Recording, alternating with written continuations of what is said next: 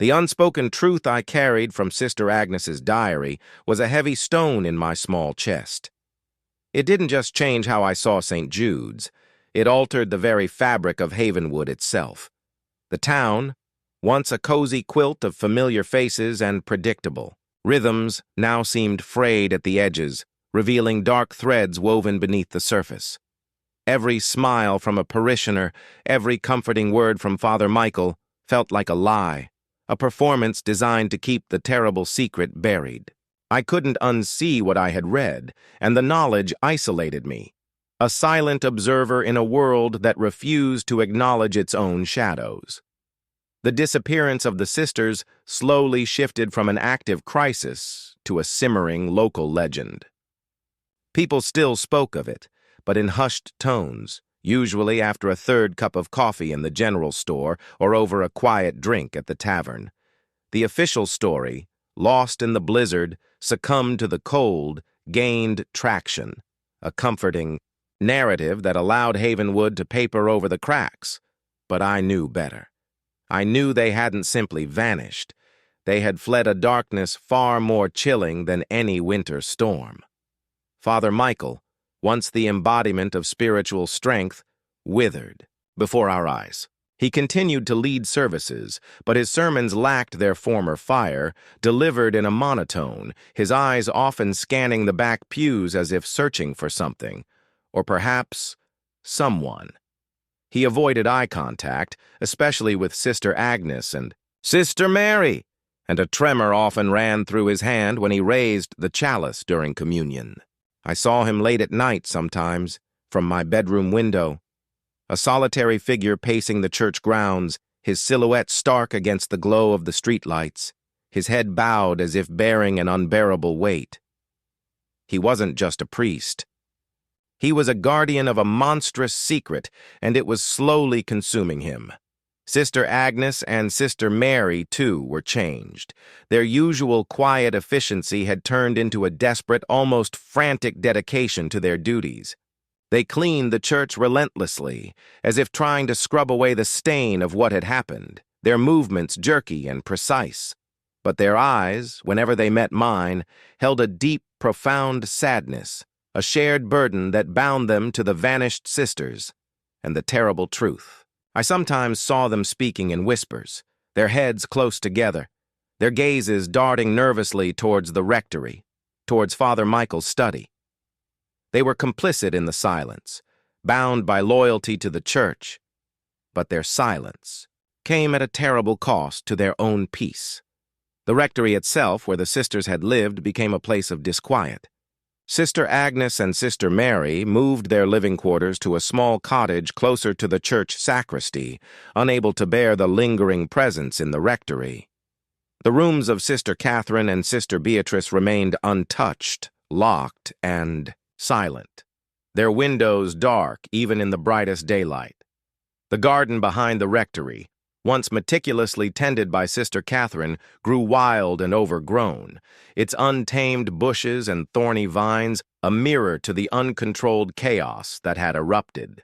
Within the church's walls, I too felt the lingering presence. When I swept the rectory hallways, a faint metallic scent, like damp rust, sometimes hung in the air, a scent I now associated with betrayal and sorrow, and sometimes, very faintly, I thought I heard a whisper, like a girl's soft cry carried on a phantom breeze drifting from the sisters' empty rooms.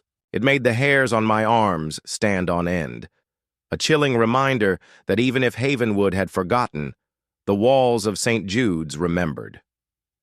One spring afternoon, months after the vanishing, when the snow had finally melted and the first green shoots were emerging from the thawed earth, a stranger arrived in Havenwood. He was a tall, gaunt man with sharp eyes and an air of quiet determination. He wore clothes that marked him as an outsider, not one of our local farmers or tradesmen. He stayed at the small inn by the river, and within a day, everyone in town knew he was asking questions. Questions about the Sisters of Bethany, questions about the vanishing.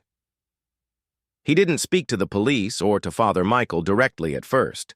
Instead, he spoke to the shopkeepers, the liveryman, the women at the market. His questions were quiet, polite, but persistent. He wanted to know about Sister Catherine, about Sister Beatrice, about their temperaments, their friends, their habits. And most importantly, he wanted to know if anyone had seen anything unusual on Christmas Eve. He carried a faded daguerreotype in his hand, a small oval portrait of Sister Beatrice, her shy smile captured forever in the sepia tones. The town, having comfortably settled into its chosen narrative, was wary of the stranger. They offered the official story, lost in the blizzard, and politely tried to usher him away. But he was relentless, his quiet persistence a slow, steady drip, eroding the town's carefully constructed silence. I saw him one day, sitting on a bench in the town square, sketching in a small notebook. I knew he was looking for answers, the same answers that haunted me. Driven by an impulse I couldn't explain, perhaps a childish hope for truth, I approached him. He looked up, his sharp eyes meeting mine. They were kind, but held a deep sadness, a sadness that instantly resonated with the sorrow I felt for the sisters. "Are you looking for them?" I asked, my voice barely a whisper. "Sister Catherine and Sister Beatrice?" He paused, his gaze thoughtful. "Yes, son," he said, his voice low and calm. "I am. Do you know something about them?" My heart pounded. This was it. The chance to speak the truth, to unburden myself of the secret I had carried. But the words caught in my throat. The weight of Sister Agnes's diary, the fear of shattering my parents' faith, the ingrained silence of Havenwood, it all held me back. I shook my head, suddenly shy. "No, sir," I mumbled, my gaze falling to my worn shoes. "Just, everyone talks about them." He looked at me for a long moment, a flicker of something in his eyes, as if he sensed the unspoken. He didn't press. "Their names were Catherine and Beatrice," he said softly, looking at the daguerreotype in his hand. "They deserved better." He then asked about my pa, the sexton, and if I spent much time in the church. I nodded, confirming his quiet observations. He thanked me and went back to his sketching. Later that week, the stranger approached Father Michael. I watched from the church windows as they spoke in hushed tones in the rectory parlor. Father Michael's face was ashen, his hands clasped tightly, his body stiff with tension. The stranger, however, remained calm, his voice low, his questions deliberate. I couldn't hear their words, but the intensity of their exchange was clear. It ended abruptly. The stranger left the rectory, his face grim, and Father Michael retreated to his study, slamming the door behind him. The stranger didn't leave Havenwood. He stayed, a quiet, persistent presence, continuing his inquiries, slowly chipping away at the town's carefully constructed silence. His presence was like a stone dropped into a still pond, sending ripples of unease through the community. Truth, I realized, was like a tenacious weed.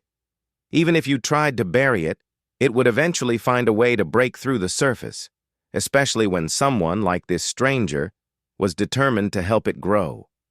The silent scandal of St. Jude's was far from over.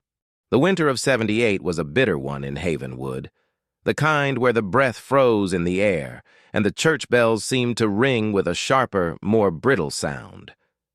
I was only 9 then, a small shadow of a boy named Samuel, and my world revolved around the cobblestoned streets of our quiet New England town and the towering presence of St. Jude's, the old stone church that dominated the town square. St. Jude's wasn't just a building, it was the heart of Havenwood, its steeple a silent sentinel against the unforgiving skies, its stained glass windows glowing like warm embers on even the coldest days. My pa was the church sexton, meaning he was responsible for everything from ringing the bells to sweeping the aisles, and I spent more time within its hallowed walls than I did in my own home. It was 2 days before Christmas Eve, and the town was abuzz with a nervous energy, a blend of festive anticipation and the usual pre-holiday rush. The snow had started falling early that year, dusting the rooftops and turning the sleepy town into a picture postcard. Everyone was preparing for the annual Christmas Eve service, the most important event of the year, where the entire community would gather, singing carols and sharing in the warmth of the season. But even amidst the cheer, there was a subtle undercurrent, a tension that hummed beneath the surface, unnoticed by most, but keenly felt by a boy who spent his days observing the hushed conversations and fleeting expressions of the adults. The source of this quiet unease, though no one would have said it aloud, revolved around the Sisters of Bethany. They weren't nuns in the traditional sense, but a small, devout order of women who lived in the attached rectory, dedicated to charity and tending to the needs of the parish. There were only 4 of them: Sister Agnes, the eldest, with a face like a kindly walnut and eyes that saw straight into your soul; Sister Mary, stern and practical, who oversaw the church's finances; Sister Catherine, young and full of quiet grace, who taught Sunday school and played the organ beautifully; and Sister Beatrice, the newest and youngest, barely out of her teens, with a shy smile and a whisper of a laugh that was rarely heard.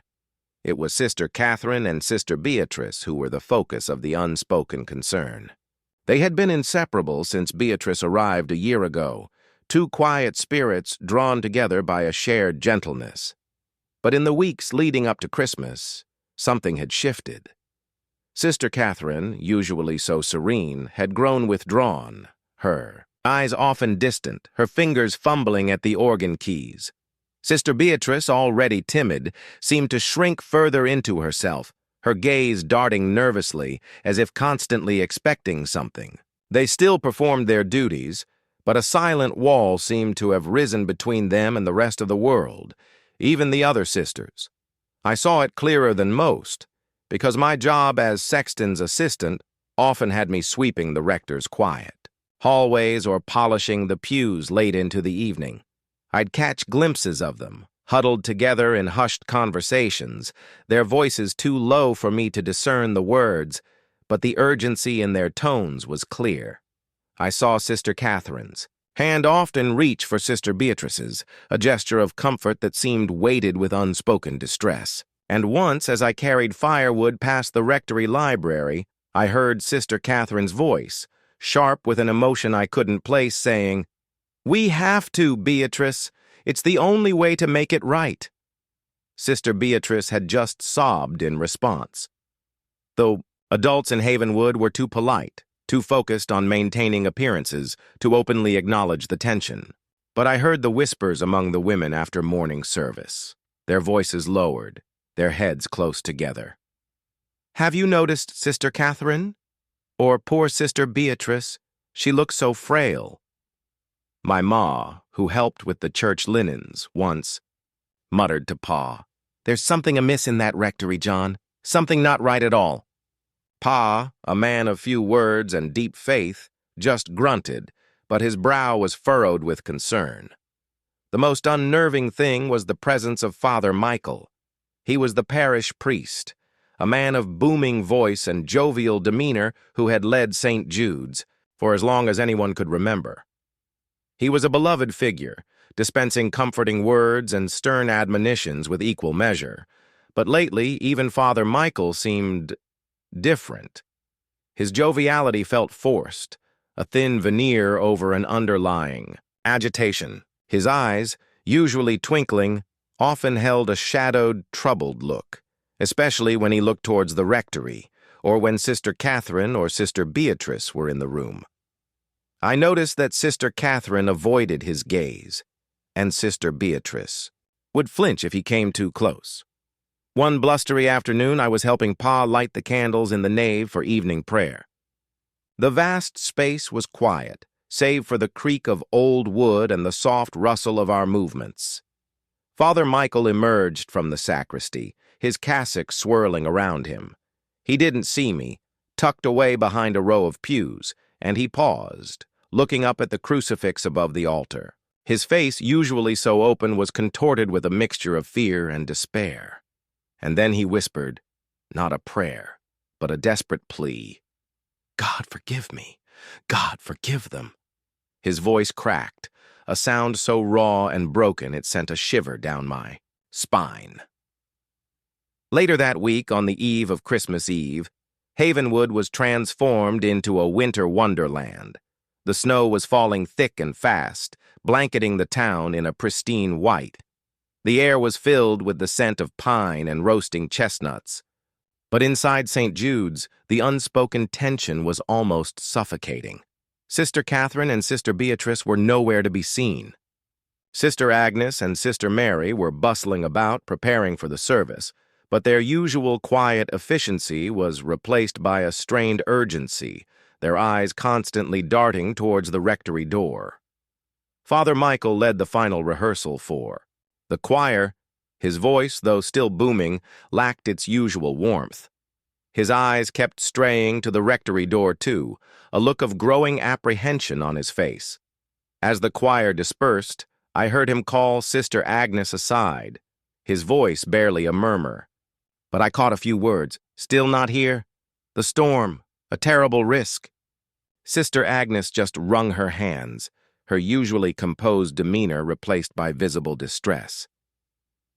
The last thing I saw that night, before Pa and I headed home through the swirling snow, was the light on in Sister Catherine's room in the rectory, a single, unwavering beacon in the deepening gloom. I imagined her inside, perhaps talking to Sister Beatrice, perhaps still working on a plan to make it right.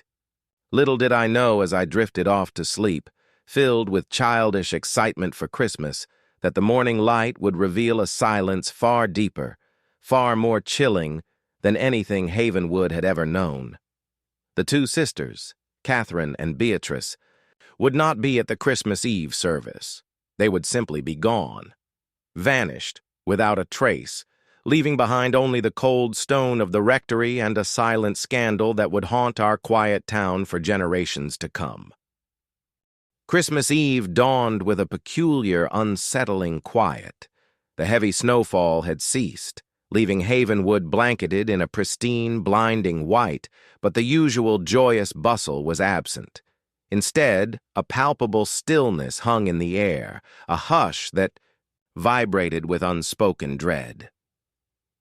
Pa and I arrived at St. Jude's earlier than usual, the church bells remaining stubbornly silent, their bronze mouths seemingly frozen by the cold. The very air inside the church felt different, colder than the outside, as if the warmth of human presence had been leached away during the night. My stomach churned with a mixture of childish anticipation for the holiday and a growing heavy sense of unease. Sister Catherine and Sister Beatrice were supposed to be here, helping with the final preparations, setting out the hymnals, arranging the poinsettias. But their absence was a glaring void. Sister Agnes, her face etched with deep lines of worry, and Sister Mary, her usual stern composure replaced by a trembling nervousness, moved about the rectory entrance, speaking in hushed, urgent tones. "They aren't in their rooms, John," Sister Agnes whispered to Pa, her voice barely audible. "Neither of them. The beds aren't slept in." Pa's jaw tightened, and he went immediately to check the rectory's back entrance, a seldom-used door that led to a small, secluded garden. It was locked from the inside, but a fresh set of footprints, faint impressions in the newly fallen snow, led away from it towards the narrow path that snaked through the woods behind the church. Father Michael arrived shortly after, his face ashen, his booming voice reduced to a hoarse murmur. He was usually the anchor of St. Jude's, but that morning he looked like a ship adrift in a storm. He went directly to Sister Catherine's room, his eyes scanning the disarray, the unmade bed, the open window where a faint draught stirred the curtains. He found a small, intricately carved wooden rosary on her nightstand, clutched so tightly it had left an indentation in the wood. It was Sister Catherine's rosary, the one she always carried. Its presence, left behind, was a stark testament to a hasty, perhaps desperate, departure. The whispers began, a slow, insidious spread through the small group of early arrivals. First, the sexton's family, then the choir members, then a few concerned parishioners who had come to offer help. "Sister Catherine and Sister Beatrice are gone," the words passed from mouth to mouth, each utterance adding to the growing sense of disbelief and alarm. Gone, on Christmas Eve. It was unthinkable. The way. Police were called, a small, local force unused to anything more serious than a drunken brawl or a lost dog. They moved clumsily through the hallowed halls of St. Jude's, their heavy boots echoing against the stone floors, their gruff voices a jarring contrast to the church's sanctity. They questioned Sister Agnes and Sister Mary, who could offer little beyond their bewildered sorrow. They interviewed Father Michael, whose answers were clipped, evasive, his gaze frequently falling to the floor. I watched him, hidden behind the pulpit, remembering his whispered plea, "God forgive me, God forgive them." The memory sent a shiver through me. The search began, a disorganized affair initially, hampered by the thick snow and the approaching holiday. Men from the town, bundled in their warmest coats, formed small groups, fanning out into the woods behind the church, their calls echoing thinly through the silent trees. But the snow had been falling heavily for hours before we discovered their absence, covering any fresh tracks, turning the pristine landscape into a blank canvas that offered no clues. As the hours ticked by, the festive anticipation of Christmas Eve curdled into a bitter anxiety. The Christmas Eve service, the heart of our year, was canceled. The news spread like wildfire through Havenwood, extinguishing the last embers of holiday cheer. Families gathered in their homes not to celebrate, but to whisper, their voices low, their expressions grim. "Vanished," they murmured, "just like that." No trace. I heard fragments of their conversations, their theories. Some believed the sisters had simply run away, unable to bear the rigid life of the rectory. Others suggested a more sinister possibility, whispered behind cupped hands. Foul play, but no one, not even the most cynical, could fathom why two devout women, especially on such a sacred night, would simply disappear without a word. And the thought of anyone wishing harm upon them, particularly in a town as seemingly peaceful as Havenwood, was beyond comprehension. Father Michael, meanwhile, retreated into himself. He moved through the church like a ghost, his shoulders hunched, his eyes unfocused. He stopped performing his duties, leaving Sister Agnes and Sister Mary to manage the bewildered parish. I often saw him kneeling before the altar, not praying aloud, but gazing up at the crucifix, his face a mask of profound guilt and sorrow. He carried the weight of something heavy, something he clearly felt responsible for. Days turned into a week, then two. The snow began to melt, revealing the frozen, muddy ground beneath, but no trace of the sisters. The police investigation stalled, leaving the town in a state of frustrated despair. The initial flurry of theories dwindled, replaced by a brooding silence, a collective agreement not to speak of the unspeakable. But the questions lingered, unspoken but potent, hanging in the cold winter air. What had driven Sister Catherine to say, "It's the only way to make it right"? What secret had she and Sister Beatrice shared? A secret so profound it had led them to vanish into the biting cold of Christmas Eve. One evening, weeks after their disappearance, I was helping Pa clean out the small, cluttered storage room in the church basement. It was a dusty, forgotten space filled with old hymnals, discarded vestments, and forgotten relics. In the corner, tucked beneath a pile of ancient altar cloths, I found a small leather-bound diary. It was old, its cover worn smooth, its pages yellowed with age. It didn't belong to Sister Catherine or Sister Beatrice. It belonged to Sister Agnes. My heart pounded with a child's thrill of discovery, mixed with a deeper sense of unease. It felt wrong to read, but the unanswered questions burned inside me. I opened it carefully, my fingers brushing against the brittle pages. The handwriting was neat, precise, Sister Agnes's distinctive script. The entries detailed the daily life of the rectory, the routines, the prayers, the quiet rhythms of their existence. But as I flipped through the pages, I saw a change in the tone, a growing anxiety. And then I found an entry, dated just a few days before Christmas Eve. My eyes widened, and a cold dread began to creep through me as I read the words. Finally, piecing together the unspoken scandal that had swallowed the Sisters of Bethany whole. The leather-bound diary felt cold in my hands, a forbidden treasure. Its worn cover seemed to pulse with the secrets it contained, secrets that the adults of Havenwood had so meticulously tried to bury beneath layers of polite silence.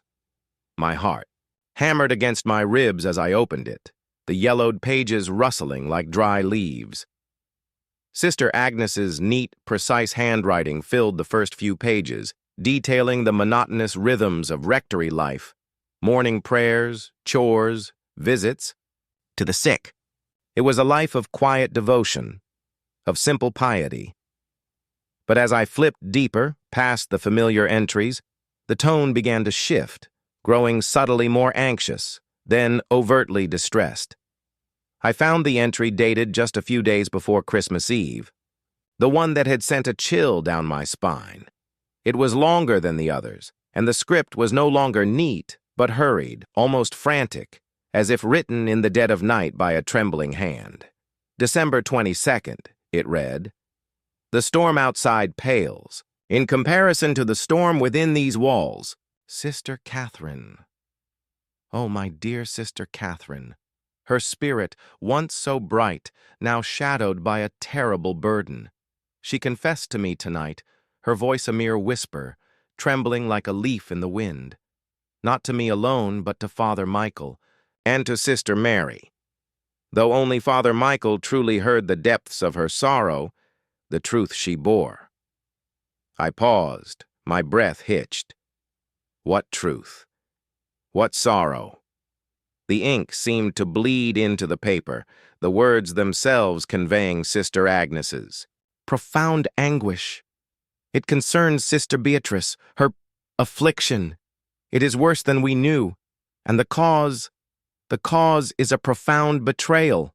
Father Michael, in his sacred role as confessor, was the first to learn of it. He has been wrestling with this knowledge for weeks, his heart heavy with the weight of the sacred trust. He tried to counsel, to guide, but Catherine, in her despair, feels there is no absolution, no way to right the terrible wrong that has been done.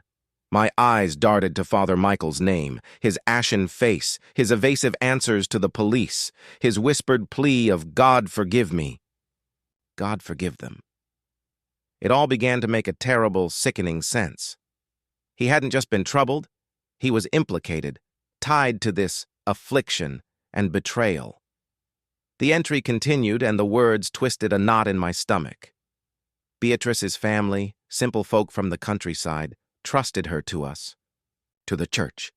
She was so young, so innocent, and now her innocence has been shattered. Not by the outside world, but within these very walls, by one we trusted, one we held in highest esteem. The shame, the scandal, it would destroy St. Jude's. It would shatter the faith of our parishioners. A cold dread seeped into my bones. Shattered innocence. Scandal. The pieces clicked together with an awful clarity that a 9-year-old boy shouldn't have to bear. The hushed conversations about Sister Catherine's withdrawal, Sister Beatrice's timidity, the urgency in their whispers, Catherine's desperate plea to make it right.